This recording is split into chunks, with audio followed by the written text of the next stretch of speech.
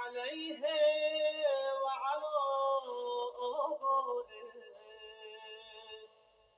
في هذه الساعة وفي كل ساعة